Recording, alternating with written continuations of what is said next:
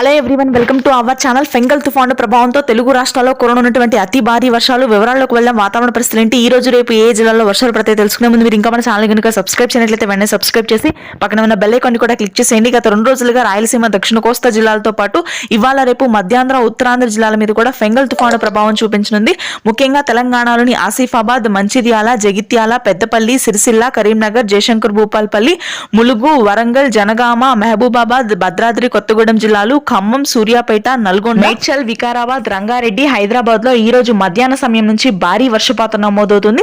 December 3వ తారీఖు వరకు కూడా వర్షాలు కురిసే అవకాశాలు ఉన్నాయి. ఇక ఆదిలాబాద్ తర్వాత నిజామాబాద్ వీటిలో మాత్రం చిరుజల్లులు మాత్రమే నమోదవుతాయి.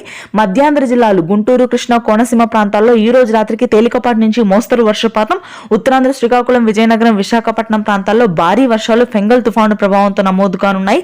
అరకు, పాడేరు, లంబసింగి, సీతమ్మధార, టెక్కిలి ప్రాంతాల్లో దాదాపుగా 100 నుంచి 150 మిల్లీమీటర్ల వర్షపాతం నమోదు కానుంది. ఇక యథావిధిగా రాయలసీమ, కడప, కర్నూలు, అనంతపురం, చిత్తూరు వ్యాప్తంగా భారీ వర్షపాతం కురవగా నెల్లూరు, ప్రకాశం జిల్లాలో 250 నుంచి 300 మిల్లీమీటర్ల రికార్డు స్థాయి వర్షపాతానికి లోతట్టు ప్రదేశాలన్నీ జలమయమయ్యాయి. 3 రోజుల పాటు వర్షాలు కొనసాగుతాయి. ఇది ప్రస్తుతానికి latest weather update. Thanks for watching this video.